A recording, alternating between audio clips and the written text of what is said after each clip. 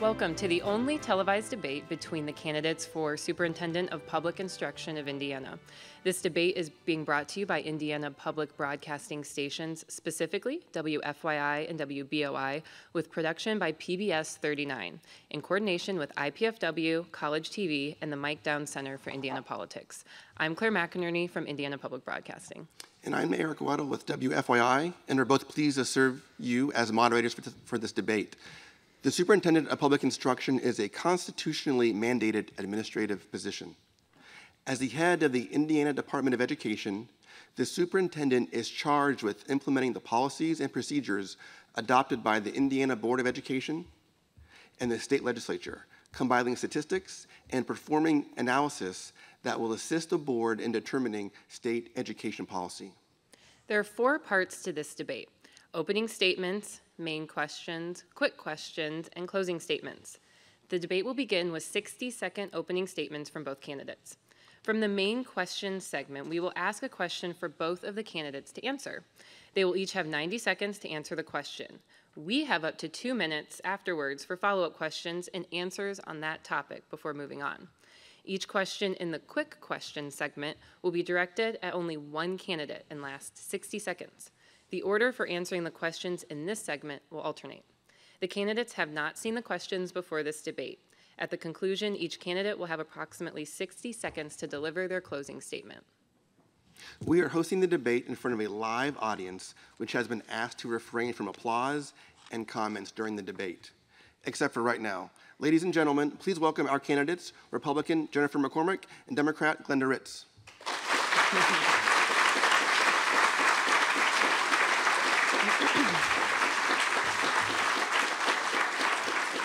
Thank you very much. The order for opening statements and closing statements and responding to questions was determined by a coin toss. Superintendent Ritz and Dr. McCormick, you have 60 seconds for your opening statement. We will start with Superintendent Ritz. Hi, I'm Glenda Ritz. I'm a 34-year veteran teacher, and I've been your superintendent for 4 years. Prior to my election in 2012, I had a little 3rd grader come to my classroom and in the library, and she said, "Mrs. Ritz, I don't need to check out a book today." And I said to myself, what are we doing with the children when they think that the act of checking out a book has anything to do with the test that she just took, which was I Read 3. That very next day, I decided to sign up to see how I could be Superintendent of Public Instruction. And I felt that my expertise at education policy at the local, state, and national level, I was up for the challenge. As a result, I'm very proud of what we've been doing at the Department of Education to serving students and educators and families and communities. And throughout this debate, I hope that you'll learn about the accomplishments and my vision going forward. Dr. McCormick. First of all, I'd like to thank IPFW for hosting and the Downs Center. Also to our moderators, Superintendent Ritz for agreeing to be here, and all of you who are here and have interest in this race, and all of you at home who are eventually watching this. I am Jennifer McCormick. I've been in education for 20 years in public education as a teacher, as a principal, and now this is my 7th year as a superintendent. During that time, I've seen good things happen in education. I have seen things that have been very problematic. For me, my decision is simple. Right now, we have a Department of Education that lacks leadership and vision. And when you have that, things become very disorganized and disconnected from the local level. I plan to lead with K-12 proven experience. I plan to bring back those partnerships that are vital. I plan to make sure we have the resources and tools that are needed and make sure we take politics out of education. It is time we put students before politics, which has not happened for the last 8 years. Thank you. So for the first question, we're going to start with you, Dr. McCormick. The new federal Every Student Succeed Act gives states an option for how they want to hold schools accountable, which in Indiana is the A through F system. So what would be your plan for how we calculate that school letter grade under this new flexibility? Sure. Well, let me start by saying ESSA, which is the Every Student Succeeds Act, ESSA is going to bring a lot of opportunity to Indiana, a lot of flexibility, less federal oversight. I welcome that. I'm excited to hear about that, but we've got to get this right. This is Indiana's moment to take advantage of that flexibility and do what's right for students and help our educators. One grade does not tell the story of a building. One grade does not tell the story of a district. It needs to be multifaceted. We don't send a report card home with our students and say, hey, you're an A. That doesn't tell the student very much, and it doesn't tell their families very much, but yet that's what we do to our schools and our districts. This is our opportunity to make that multifaceted. Let us know how we're doing in growth. Let us know how we're doing in proficiency. Let us know how we're doing with community involvement and student success. Let's talk about how we're doing with attendance. Let's look at it in a multifaceted way, which I'm, again, very excited that ESSA will allow us to do. With that complexity, do not mistake. We have to have a Department of Education that has the capacity to make sure we take advantage of those flexibilities. Superintendent Ritz, your answer. So at the Department of Education, we've already begun this work. ESSA is going to give us quite a bit of flexibility, and as the Superintendent of Public Instruction, I want to make sure that we take advantage of that. We had an accountability panel that met a couple years back, thanks to the General Assembly, and I was a co-chair of that panel, and we already have a new system to go forward that is fair and transparent. Now, with new ESSA requirements, we are going to be able to take advantage of some further flexibility, especially regarding multiple measures, having more than the test score be the determining factor for our schools. I'm also a proponent of not labeling our schools A, B, C, D, and F, and having a system that's going to be fair in terms of what school improvement is all about, because our schools are more than a test score, and we have to make sure that we're moving forward in that direction. I actually would prefer that we have a dashboard approach in which we just put out all the information regarding a school, and that's what we utilize in terms of knowing the content of our schools and the actual performance of our schools and the growth of our students. And for the first time, our new accountability system that we have in place is going to be measuring student growth. And very proud of that work that we've been able to do, and the ongoing committee for ESSA will take us to the next level. So the details of the law give us the flexibility. You guys mentioned it. I'd be curious to know specifics. So besides test scores, we can use things like discipline, attendance, school culture, however you want to measure that. What, after looking at this law, do you two want to include in our measurements? And we'll start with you, Dr. McCormick. And I think I answered that. I was very clear on growth, proficiency, student success factors where you can survey communities, the attendance rate, which many of us are struggling, and that is definitely equated to how students perform. There are several measures that we can look at, but again, I do like that flexibility, you know, making sure that we are looking at it in a multifaceted way versus, again, one grade does not tell all. What concerns me is we now have accountability committee after 3 years of a botched assessment system, and it's unfortunate that we're just now having that conversation. And Superintendent Ritz, what are some of the specifics? I know your department has already been working on this plan. So under the accountability panel that we had under the General Assembly a couple years back, we already have 3 domains for our accountability system, and that is performance of our students on the assessment, it's growth of our students on the assessment, and then it's a multiple domains category. In the high school area, we already have multiple domains. We already have college and career readiness, and we've got those in place for a positive approach to giving our schools credit for the work that they do with their children in college and career readiness. And so now that same panel, with more experts added to the panel, is actually meeting right now in terms of going forward with putting in the other flexibility areas. So we do have multiple measures that we're looking at, and we want to do that for the elementary and middle school. I can't stand here today and say, here's what we're going to use, because it's a committee approach. We have members of the State Board of Education that serve on that actual committee, and then we'll be moving that to the State Board of Education for final action. Thank you. For the second question, we'll start with you, Superintendent Ritz. This new federal law, which is a replacement of the No Child Left Behind Act, also addresses the issue of teacher evaluations.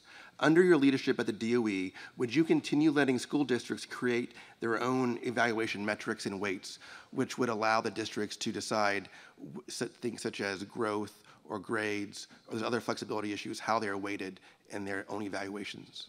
So currently in Indiana, we have a lot of high stakes tied to teacher evaluation, and that would be a multitude of things, everything from the compensation of the teachers to their evaluation in regards to the test scores that the students actually perform. So the teacher evaluation portion in ESSA, actually the federal government is not allowed to intervene or to say, hey, you need to go in this direction regarding teacher evaluation evaluation in tying those to test scores. Indiana, however, put those types of things in law in 2011, and as a result, we have work to do with the General Assembly regarding this topic. So it is my position, based upon the Blue Ribbon Commission that I formed a year ago, that was about the teaching profession, making sure that we're recruiting and retaining teachers, want to make sure that going forward through the General Assembly that we're going to bring to light those issues that we feel need to be addressed regarding teacher evaluation and compensation. But at the local level, locals do get to decide how their evaluation systems are going to operate in terms of the metrics and the weights that they attach to it. I'm very much a local control person who believes that everything happens at the grassroots local level. And Dr. McCormick, your response? Sure. Well, first of all, it is sad to see where the emphasis went away from evaluations the last couple of years in Indiana. We need to bring an emphasis back on evaluations. When you have a strong evaluation system in a state, you have a good state system as far as education. We need to make sure that we bring that back. I'm also a proponent to make sure at the local level we have the tools and resources that are necessary. Do not overassume that those are being provided to us. We started out with RISE, some of our TAPs, some went to modified RISE. Everybody's all over the place. We are not having the conversations that we need to have. I too agree the power of local level, but we have to have support and we have to have guidance. The other thing is you have to have an assessment system that has the balance of accountability and support. It needs to be linked to professional development, so our goal is to grow educators, not get rid of educators. It should not be a punitive measure. We also need a lot of flexibility with the design and implementation of those tools, but it needs to be research-based and evidence-based. Everyone shouldn't be just doing their own thing and hoping for the best. There needs to be something behind it to guarantee that the end result is an increase of student performance and an improvement in the teaching profession. As a follow-up, Dr. McCormick, you say that you are for local control, but you also want support and guidance from the state. Could you be more explicit on that? And what you mean? Sure. In the past, when all the laws came down, and there were parts of that I agreed with and a lot of parts that I did not, but I will say the state did a good job of providing training to the regional areas. If you talk to principals, if you talk to superintendents, the emphasis was on professional development for administrators so that we could help grow educators. They did a really nice job of that. Ask your local schools. That is the support, that's the guidance that we're needed. Also, we need someone at the department who is a research practitioner in this area, someone who can tell us what equates to a great evaluation system, what is fair, why are we not partnering, and why are we not taking a look at best practice in evaluation systems, not just in Indiana, but across the nation. And Superintendent Ritz, do you agree with Dr. McCormick saying that more support is needed from the state level? So I will say that we've been putting in quite a bit of support for local evaluation plans. In fact, schools are really required to meet the letter of the law and rule with regard to the State Board of Education rule. We've been partnering with INTAS and with the State Board of Education staff to be sure that we are looking at the aspects that make a great teacher evaluation system. So INTAS is done through IU, and we have been having good partnership with them to make sure that we are having great evaluation systems in the state of Indiana. I will reiterate again that local districts are best to decide what their local plans should be. Thank you. So moving on to the next question, still regarding ESSA, because as we know, it will change a lot of things or could change a lot of things. One of the measures that's being prioritized is getting the English language learners proficient in English. So how would you, as the head of the Department of Education, provide support to schools and districts to make sure that they are adequately educating these children? And we'll start with you, Dr. McCormick. It's frustrating right now for many of us who don't have a high population of ELL students because we're kind of left on our own for funding part of that and for also trying to figure out the best research and evidence-based programs to implement. I know as a small district we have a very small percentage of ELL students, but I'm still committed and responsible to make sure they have the best education we can provide them. Many districts across Indiana are very frustrated in this area. That goes back to we're going to have conversations with our General Assembly to help with that funding so that it is adequate and that it is equitable. Also, federal funds come down, but not all schools are eligible for those federal funds, which leaves us in a very difficult situation when we're trying to service those students. So we do, once again, need resources and tools. We need support from the department that goes beyond just lip service. And Superintendent Ritz? And I was very glad to champion English learner programs in the state of Indiana. And in the last General Assembly, we doubled the funding for that effort, and I was very pleased with that. We have a positive approach that we're going to be able to put within our accountability system.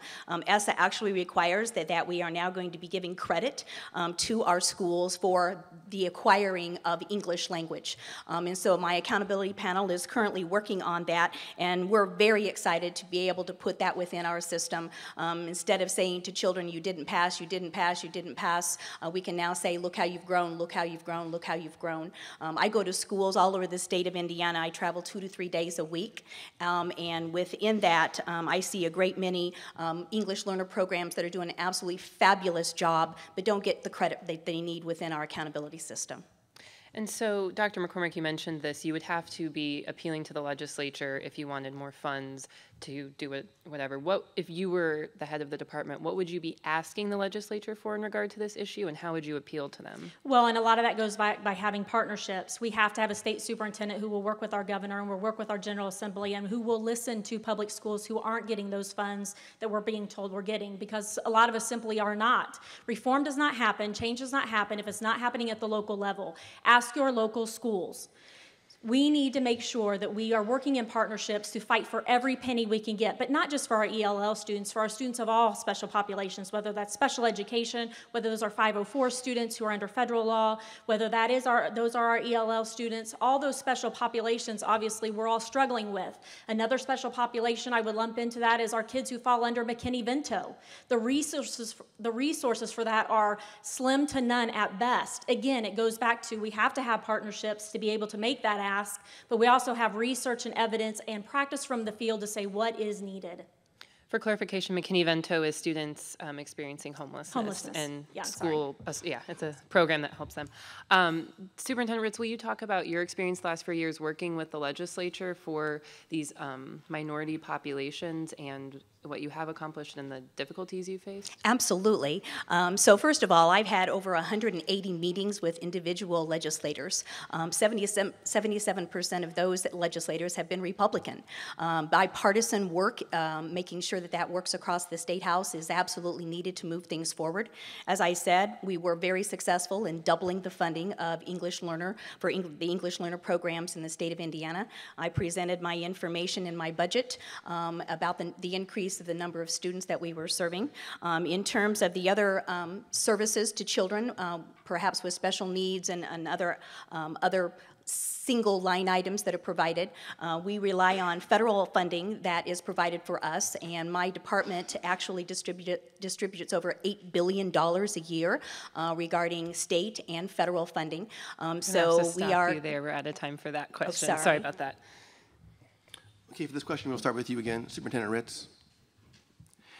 Even though the state superintendent cannot change the law that created the Indiana Choice Scholarship Program, what would you advocate for in terms of changes or tweaks to the voucher program that give state money to children that attend private schools? So in the state of Indiana, this is really a matter of funding. 52% of our tax dollars goes to K-12 education, and it used to all go to traditional public schools. It now goes to 4 different groups of schools. It goes to 2 sets of charters, and it goes to school choice. School choice is the public tax dollars that are going to private schools. We are now funding 40.5% of those students who go to private schools. We have about 80,000 of those students that go to private schools, and we have over 1 million children that attend our traditional public school. I have called for a full evaluation of the choice program for the General Assembly in my Imagine 2020 plan, and it's needed. Not only do we need to talk about the fiscal impact, but we also need to talk about the academic impact, and we also need to talk about the diversity impact. My department puts forth a report each year called the Choice Report on the Department of Education's website so that everyone can see the statistics and the funding. And Dr. McCormick, your Yeah, I response? could talk about funding all day long. Being a superintendent of a local school and knowing the struggles that many superintendents who are even in this room feel, that is a concern for all of us. Any monies that flow away from public K-12 schools are concerning. We need to make sure, I appreciate what Superintendent Ritz said, call for a review. It's more than a call for a review. We have to review. But again, that takes partnerships who will listen and make sure that is actually being done. We can't imagine 2020 until we survive 2016 because we're all struggling financially. Any program that takes money away from K-12 public schools is a concern. Do not think that that just goes back to those monies with scholarship, though. That also goes into problems with the circuit breaker, problems with money following the child, problems with a lot of issues with our federal monies that, our Title I's were cut short. So there are a lot of areas within that funding that are very problematic for many superintendents. But as a superintendent, I know firsthand what those issues are. I know how important it is that we bring those professional organizations that also know firsthand what's happening with those monies that are flowing away from K-12. If we are going to fund that as a state, my recommendation is you appropriate it separately. To simply go to our legislators and say, do away with it, that is not realistic and that is not helping any of us in the trenches. It needs to be appropriated separately so we can at least follow those dollars and it is transparent. So I would say, after hearing both of you answer, it seems like you kind of on the same page. This program needs to be evaluated. Yes. Why would you say that each year when the department releases their report, there's so much debate over the cost of this program? It seems like maybe people on different political sides of the aisle can't agree on how much it costs. Superintendent Ritz, could you start Well, with that? that's because it is a political debate. It's not really about the education policy. It's a political debate over funding, making sure that our traditional public schools are getting what they need and deserve. In regards to knowing where the money flows, the department actually knows where the money flows because we have to allocate that money to schools based upon the formulas that are provided by the General Assembly. So I just would reiterate that it is important for the taxpayers to know how their schools are funded. It's important for them to know how the different groups of schools are now being funded amongst the traditional public schools, the charter schools, and the school choice. And Dr. McCormick, your response? It's very frustrating to listen to, once again, it's a political issue. That's the problem. 8 years of political issues have to stop. Whether it's right or wrong, whether there are reasons for that, we have to start working with those folks who are reviewing those records. I have no question about the numbers coming out of the Department of Education. I cannot speak to whether those are correct or not correct. My hands aren't on those. I'm sure Superintendent Ritz can. My issue is if people are not seeing those numbers or they're choosing not to look at those numbers and we don't have relationships with those people who are making those decisions, we're all in trouble. When a sentence starts with, that is a political issue, that's what we've been hearing for 8 years. That's why we need to have a change. Next question. Last year, the amount of federal funding that schools received to help out their low-income students was miscalculated by the Department of Education, and this caused some schools to get either too little money or others got too much. Superintendent Ritz, we're going to start with you, and can you explain how this happened? And then Dr. McCormick, I'd like to know how would you prevent these types of errors? Sure. So first of all, the calculations were done prior to my administration. So for the last 10 years, the charter calculations had been done a very specific way. And so when an issue was brought to us, we do at the department what we always do. We address the issue. So we worked with the U.S. Department of Education to make sure that we had a formula that they wanted us to use, and we have moved forward with that. We have given out the correct information to all of the schools, and now we are in the process of putting forth their upcoming Title I dollars. So it really revolved around the charter schools and the hold harmless approach, which is what the issue was mainly about. And so we now have a calculation that we're using that the U.S. Department wants us to move to. And Dr. McCormick. It becomes very difficult as a superintendent to be told these are your funds and then get a statement back months later saying, just kidding, because we've budgeted and we've spent. And it's very, very difficult. You talk to some of those districts that have millions of dollars that there was a sway in. Also, show us the formula. Many of us have been asked, what was that formula? How did it get to that point? And we have been told by several in the department it was magic. We don't need magic. We need factual formulas to see what was the problem. We cannot operate a budget, if you've ever run a budget for a business or your own home budget, by monies you think are coming, by monies that are there that are critical to student opportunities, and then they're not there. We cannot continue to operate. We have to get it right coming out of the gate. It's very difficult for schools to operate in the current situation in which we're operating. Same thing happened with pay for performance funds. One amount came out, just kidding, second amount came out, 5 memos later, we had a right amount and a right timeline. We can't operate like that when you have tons of budget money on your hands. We simply cannot do it. So Superintendent Ritz, what's your response to that schools aren't seeing these calculations? Or these So formulas? the calculations are online, so the calculations are out there and have been out there. In fact, they're required to be out there. So the calculations are there. In addition, I might add that the Title I funds, the U.S. Department wanted to go back 5 years worth of data, and it took them many, many months to agree with the calculations and the information that we were sending back and forth. So we did want to update the schools and say, hey, here's how much money you were given. You were given for your planning. Here's how we think it might be. We wanted to make sure that the field had a regular update on the funds so that nobody was going to be surprised when the actual calculations came in.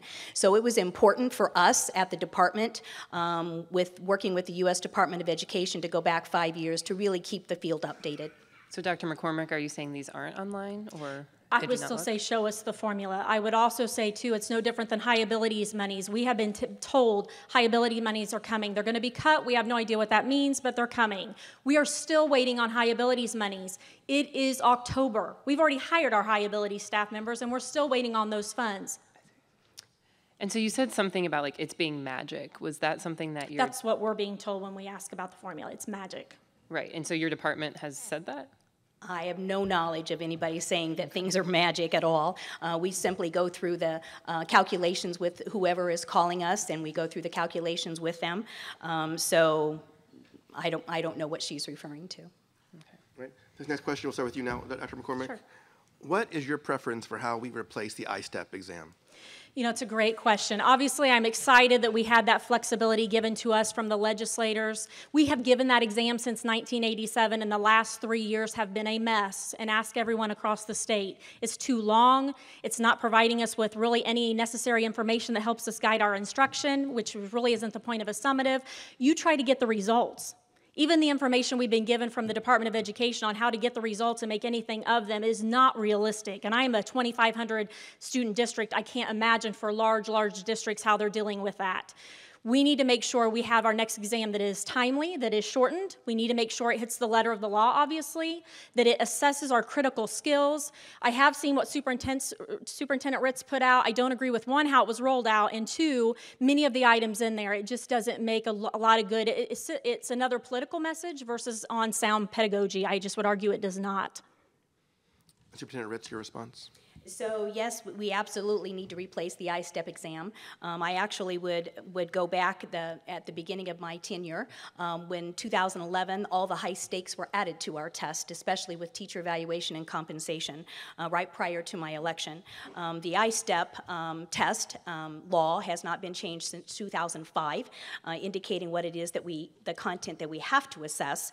So now we have an opportunity with the ISTEP panel, of which I was fully behind through the legislature. In fact, I've been working on this since I arrived with legislators in the General Assembly to get to the point where we actually have a committee to make proposals to end the ISTEP test. So yes, I did release my vision of an assessment system for the Indiana students, making sure that it's student-focused. It's called Indiana On Track, and you can access it at the Department of Education's website, making sure that we are streamlining what we test and that we are going to get quick results back to teachers and educators and students and families, as we should, making sure that it is also individualized rather than taking the same pass-fail test questions at the end of the school year in which all the teachers can tell you how their students are going to perform on that test before we spend millions of dollars on it. We want to make sure that we have an individualized assessment for our children moving forward that actually tells us where children actually do perform, as well as how they grow over time. Superintendent Ritz, I know one of the parts of your plan is to get rid of the IREAD 3 exam. Could you please explain why you want to do that And then for Dr. McCormick, can you say if you agree or not with that? So I've been a proponent of including reading information quite a bit since I arrived at the Department of Education. I consider reading to be one of the cornerstones of how students perform in school, and as the Superintendent of Public Instruction, I will tell you it's a very sad state of affairs that I cannot tell you the reading levels of any child in the state of Indiana. Probably the most important indicator that we have for student learning. So with that, I am proposing that we streamline our content and really assess reading and math, and then do interim assessments regarding writing skills, but I really want to focus on reading. The NAEP scores, which are the National Assessment for Educational Progress at our national level, they actually work with reading and math. In the state of Indiana, we can't even compare those scores with our language arts score and the reading score. We really need to have a focus on literacy here in the state of Indiana, and as a result of that, if we measure literacy and reading, we will not have a need for the iRead3 test. Hey, Dr. McCormick. We have to have a balanced assessment. It's about a K-12 formative, interim, and summative balanced assessment. I do not agree with doing away with the principles behind iRead3. Now, granted, the test could go away if we have a different means to do it, but it does help local levels. When you have students who are not meeting exceptions, who are struggling readers, it helps districts on several different levels. But I will tell you this, the new plan that doesn't require us to evaluate writing until a child is in 5th grade, not a good idea when you have critical skills, problem solving, college and career readiness standards that are all based on writing. The other issue is you have a summative evaluation at the high school level. It provides no opportunities beyond that test. It's a summative, you're done. It provides no scholarship opportunity, no AP potential opportunity, no college admissions, formal college admissions opportunities. The plan at best, it also provides for we have to, at 3.8, potentially give a test 3 times a year instead of once, which would force us into a scope and sequence. Now, if that was not the intention, I'm not sure why it was rolled out. However, there are many parts to that plan, including making sure that districts have the capacity to pull that plan off broadband-wise is going to be critical. So we've heard over the last year from early childhood educators as well as business leaders that they want to expand state-funded pre-K in the state. So starting with you, Dr. McCormick, what's your opinion on this expansion of state-funded preschool and how it should work? Yeah, I am not going to pretend to be an expert in pre-K. So what I did is went to those who are and said, given what we're hearing as far as take the voucher money, let's roll it out and hope for the best on universal pre-K. What are your thoughts? A lot of concerns from districts, a lot of concerns from those providers. I am all about pre-K. It's very, very important to our state. It's very important for students, but we've got to get it right. There's no wiggle room for us to have this program rolled out and us not get this right. We need to slow the train down, focus on those that are most at risk, take about 4 years, target those students most at risk who are not already being serviced, and then roll into a universal voluntary pre-K program. I'm worried that we went to the state with a $6,800 per child program, maybe option that I last saw from the department. That is not realistic. I'm not sure what that's accomplishing for all of us in the trenches that need that to work. Also, I'm also worried about the 0 to 36-month programs. If we ignore that proactive approach, we're still going to have gaps with a 4-year-old. We're going to have gaps with a 5-year-old. We need to broaden that up. Look at Providence, Rhode Island. Look at Chicago. They have great 0 to 30-month programs that are truly closing the gap and allowing schools to get kids into our schools that are ready for what the demands of kindergarten. And Superintendent Ritz, your thoughts on expanding pre-K? Yes, and so I've been very vocal about pre-K since I arrived at the department. In fact, we've been working on it for the last 4 years. We want to make sure that we're having the same delivery system of public and private pre-Ks. The issue in Indiana is that we didn't have an infrastructure to have educational programming for our 4-year-olds. We have a lot of daycare. So we were given opportunities for 2 federal grants that we were not able to take advantage of, and as a result, we have been still working on the standards at the department. We've still been working on small little assessments so we know our children are ready for kindergarten. We have pre-Ks, both public and private, utilizing these across the state of Indiana. We absolutely have to have high quality pre-K in all of our communities across the state. We cannot afford to have a program in which we're going to have students be winners or losers, and here you get to have the pre-K this year, and here you get to have the pre-K this year, but you don't get to have the pre-K this year. As soon as I rolled out my program, I was at an event in which a father said, Superintendent Ritz, is that program going to be ready when my child is 4 years old? Daycare is very expensive, and we would like to be able to take advantage of an educational program. Working families around the state of Indiana are really wanting pre-K. I don't think there's a debate about Indiana should be moving forward. We're only a handful of states that does not have pre-K in our state. So, Dr. McCormick, to follow up something you said, in terms of how you would like to see pre-K expanded, it would be focusing on the at-risk students. So define what that means, because right now the state is funding students who meet an income requirement in only 5 counties. So what would you like to see happen? Meet the income requirement that you're talking about, 200% below the poverty level. But that goes back to, we need to service our most at risk and target them. We have kids already that are right now currently not attending kindergarten that need to be attending kindergarten. They are our most at risk and they're falling through the cracks. So we get them as first graders. Well, if you've been in K-12, you know what that means when you have a first grader who is just seeing you for the first time. So targeting that population to make sure if they're already being serviced in special education preschool or title or quality that are hitting 3-4s and quality pre-K, that's fine. I'm saying you target out of the gate and then you expand on. We have to worry about the rollout monies and then maintaining it. What I would hate to see is I'm not hearing anything of how that's not going to impact K-12 dollars. It does us no good to roll out a pre-K program and then have 40 kids in a first grade classroom. That is a huge concern and we need to make sure we're having those conversations. And so, Superintendent Ritz, your plan is a lot more expansive. How would you go about working with the legislature to fund this? Because it is an expensive program. So it actually would cost less than 1% of our state budget to make that happen. My department's already been identifying funding that we can possibly use. The state itself gives reversions back to the state that are already outlined for children, and that amounts to quite a bit of money. I would also say that our current program under the governor affects a grand total of 1,500 children in the entire state amongst 5 counties. We have 84,000 4-year-olds in our state. So just expanding a small pilot is not the way we need to go. We have working families here in the state of Indiana who need to have educational programming. We are retaining students in kindergarten to the tune of $30 million a year. That's a very expensive way to be preparing our children.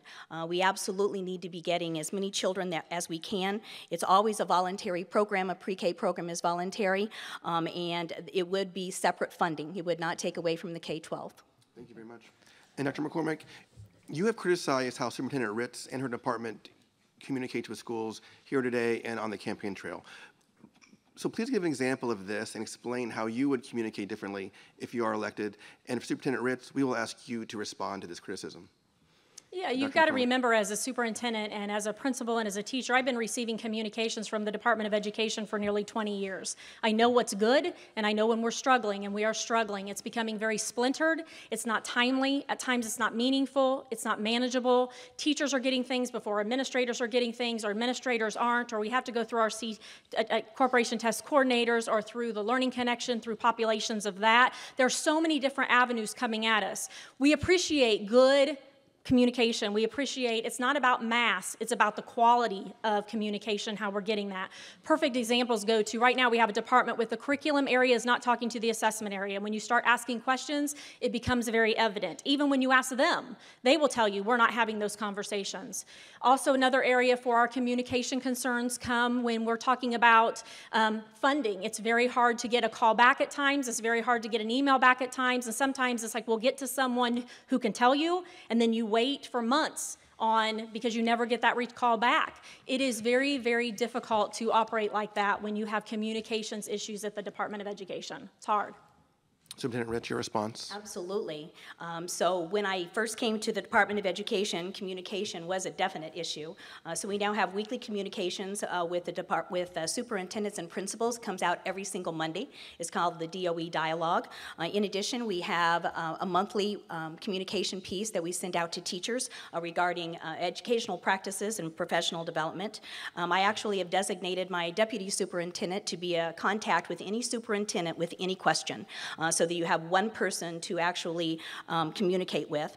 My outreach, I have outreach coordinators all over the state of Indiana who are the direct contact for the department, actually, with any questions and concerns. And many times those outreach coordinators bring back issues to the department for us to make sure that we are addressing. I also personally travel 2 to 3 days a week by design. I want to be sure that I'm out there talking with students, talking with educators, talking with community members to know what the needs are of our schools.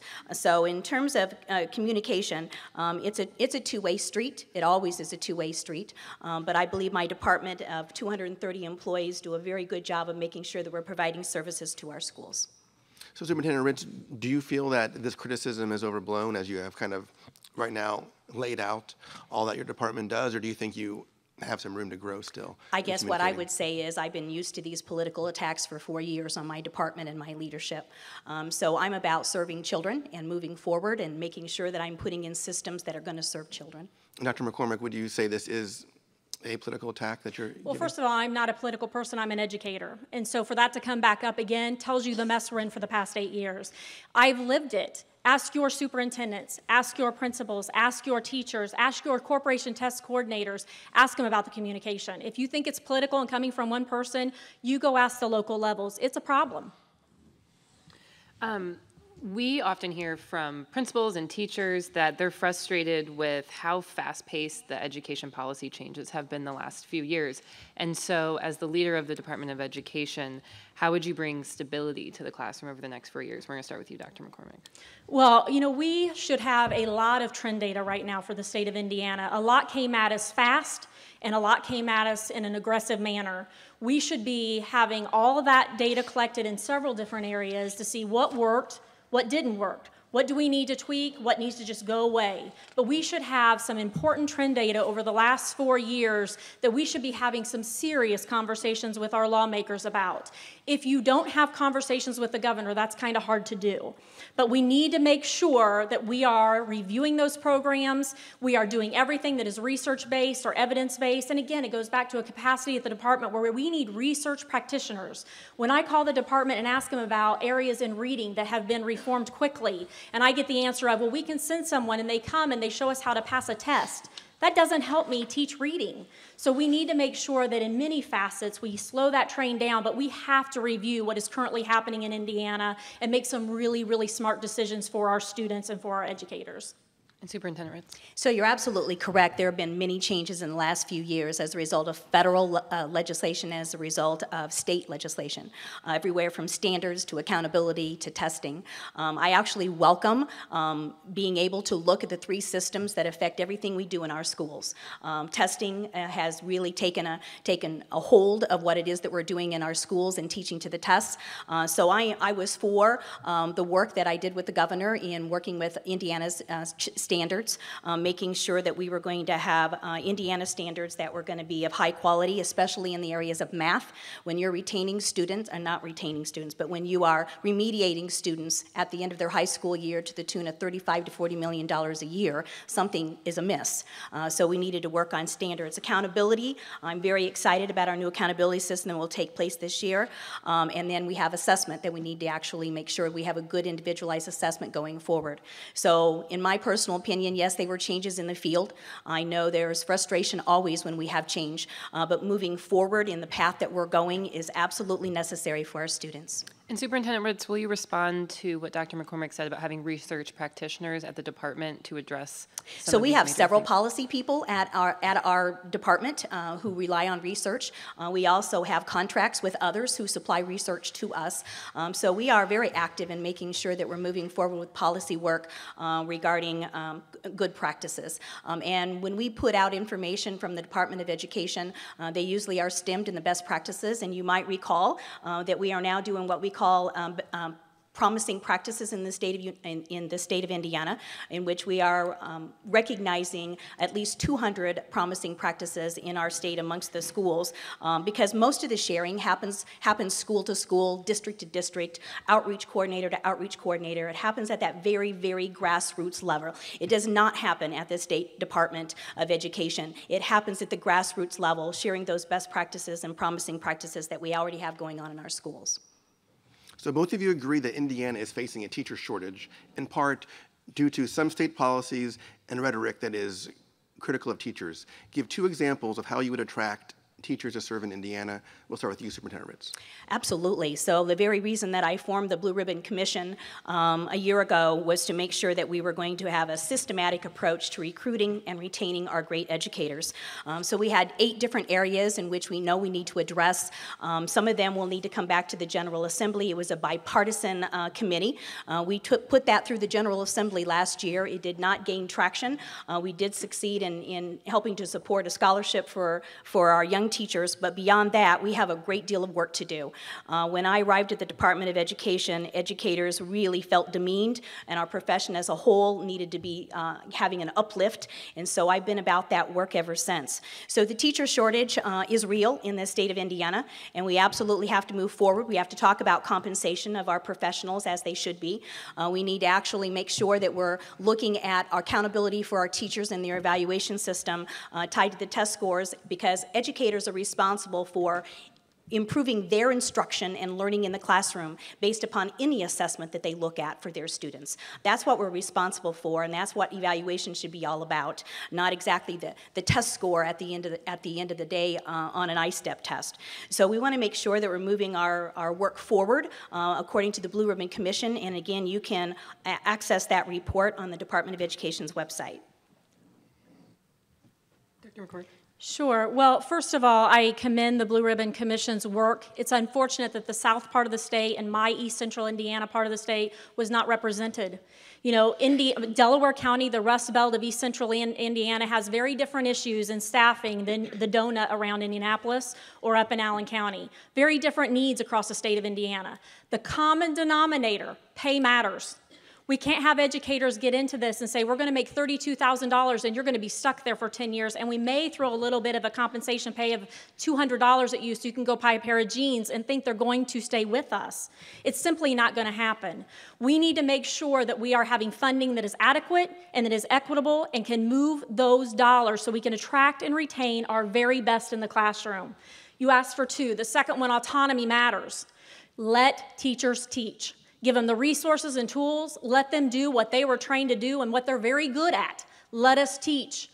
Get that instructional time and preserve it, and get that assessment time to where it is manageable, and let us do our jobs. That is critical. However, Indiana has 2 things they must do to address that. One, be courageous in looking at proven models to say, how do we get not just quantity of applicants, but quality applicants in those classrooms? And how do we do it? The shortage isn't coming. The shortage is now. 162 districts are still struggling, and we're in October. The problem is now. Also, how do we go out as a state and have a marketing push like we've never seen before to make sure we are celebrating our educators and people want to come into the field and stay in the field? But it takes pay. Thank you very much. We're now going to move on to the quick questions section, which means each of you will respond to the question and you'll have 60 seconds. So Dr. McCormick, in August, the Indiana State Teachers Association said if you win the November election, it will be a, quote, return to the Tony Bennett era, a reference to the previous Republican state superintendent who advocated for much of Indiana's school reform and choice laws that we are now seeing playing out. So do you agree with this assessment? Well, Tony Bennett's not up here. Jennifer McCormick is. I am not Tony Bennett. I stand on my own proven leadership. It is not a return to many of the reforms that went through during that era. I have my own style. I have my own concerns. And to say that it is a Tony Bennett issue as ISTA went after is, again, what we've seen for 8 years as far as a big political push. Enough. It has been vicious on social media. Many of those people, which I commend my folks who are supportive, they've taken the high road and remained professional. I've offered to meet with ISTA. They have declined. But what I will tell you is I'm not Tony Bennett, and he is not up here. We need to move forward.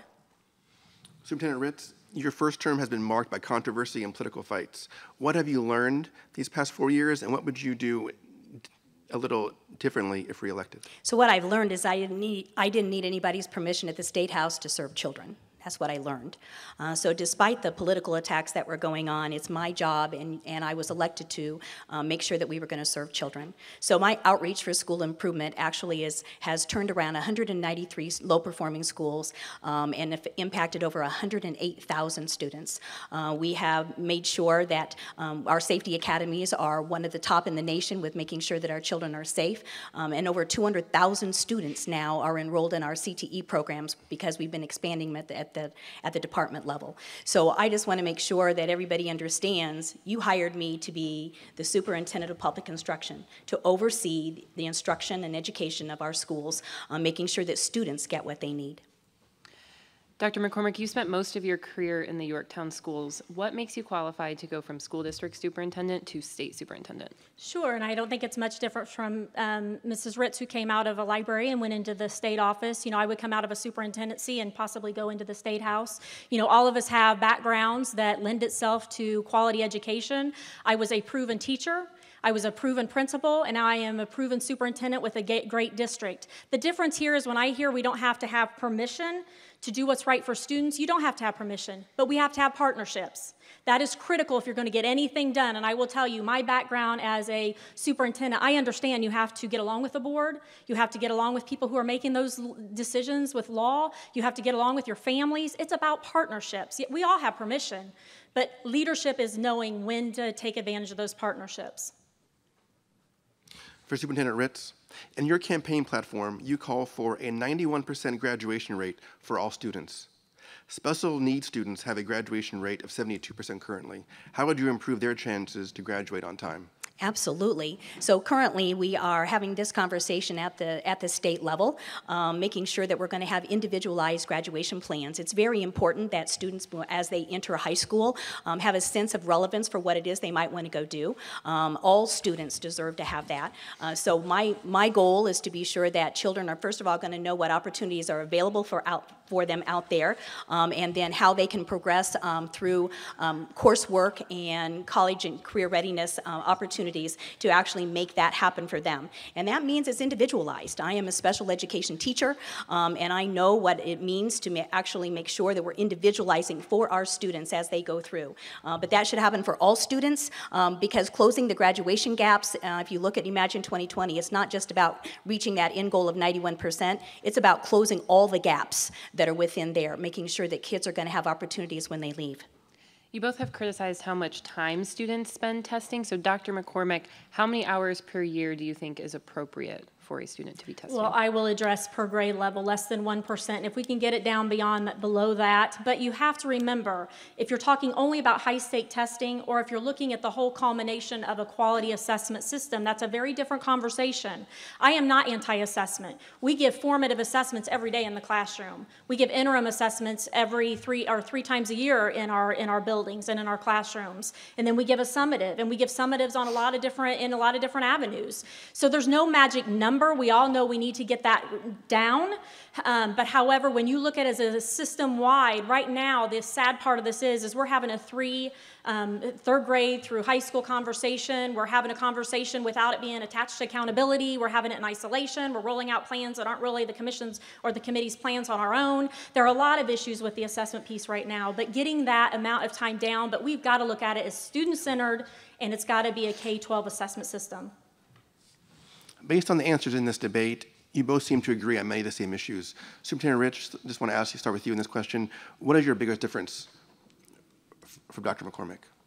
Well, I guess I'm focused on what I'm doing. So in Imagine 2020, I have 3 large areas that I want to make sure that we're going to be addressing. One would be pre-K for all parents who wish to take advantage of it by 2020. The second would be testing, have an individualized testing program for our students in the state of Indiana, actually focused on students, and then expanding the opportunities and closing the graduation gaps for our high schoolers, making sure that kids are going to have an individualized approach to their learning. I would say that it takes 3 educational foundations to make that happen. Equity in resources provided to our schools throughout the state of Indiana. High quality, making sure that whatever we do is of high quality for our students. And then student-centered. Is it right for the students? We have to make sure that it's right for the kids, and making sure that we're moving forward. I would also say that my outreach approach is far different than my predecessor, top-down. It's building up those partnerships. It's working with every single principal at that local level to make sure that they have what they need to give the kids the most opportunities that they can. Dr. McCormick, could you make a quick response to that? You're like, quick. First of all, I have to say, we've not been asked how the outreach coordinator program is going. It would be nice to be surveyed so we can have some feedback for that, because I know I have been across the state of Indiana, and there are a lot of mixed messages out there regarding our thoughts about that program. For me, operations is our biggest difference, how we would operate. You can have all the policies, you can have everything that you want that you're responsible for. You have to have the operation, the management, the capacity of the Department of Education, so it's not a nightmare at the local level. Great, thank you very much. It's now time for closing statements from the candidates. The candidate will each receive 60 seconds to make their closing statement. Superintendent Ritz, you're first. Thank you. So 4 years ago, when I became superintendent, teachers were feeling demeaned. Kids were stressed out about tests. We had an accountability system that was punitive, and we had programs in jeopardy at the state level of losing federal funding. We have since made sure that teachers feel that they have a champion in the State House to move forward their professional issues. We are doing away with the ISTEP test, and I'm very proud to actually have supported that. The programs that were in jeopardy are now not in jeopardy. That includes special education compliance. It would include migrant programs that we were in jeopardy of losing all funding, making sure that we were moving towards that direction. And then also the fair accountability system, which will begin this year, actually giving schools credit in a positive manner for the growth of their students, and then moving forward with ESSA flexibility, to be sure. So if elected for 4 more years, I will continue my grassroots outreach approach to serving our children and making sure that our communities and our families and our educators and our students, most importantly, get what they deserve. Thank you very much, Dr. McCormick. Yeah, I have a great job in Yorktown, Indiana, and this was not on my agenda to run for office, but given the situation, here I am before you. This isn't about Jennifer's political agenda. This isn't about politics. This is about someone who's in the trenches that know we deserve better. We deserve a Department of Education that is the best in the nation. In Indiana, we should not settle for anything less than that. We should make sure we have someone who has that proven leadership, who understands and embraces partnerships, who provides us with the resources and tools that we need, we're begging for, and we deserve those. We also should make sure we have to put students before politics. We can say it all day long, but we're still operating as you could see today. We're still having those political conversations. If we do that, we can meet all the objectives on my lesson plans. We can look at funding that's adequate and equitable. We can look at assessment and accountability that's fair, transparent, and aligned. There's a new one. We also will look at broadband capacity to make sure our students and our staff have the broadband capacity that is necessary to move forward. Only 9 districts right now have that. That is not acceptable, Indiana. We can do better than that. Also, let's address that teacher issue. Let's get them paid, let's get them the autonomy, and let's be very aggressive in celebrating our profession. Thank you very much, And then lastly, Dr. McCormick. let's make sure we are marketing our profession to the highest degree. We deserve better. Thank you. I want to thank the candidates for participating in this debate and our sponsors, Indiana Public Broadcasting, IPFW, and the Mike Downs Center for Indiana Politics. Also, thank you to PBS 39, College TV, and the staff at IPFW for this production. Most importantly, we want to thank you for watching and encourage you to vote. Election Day is November 8th. Thank you and good night.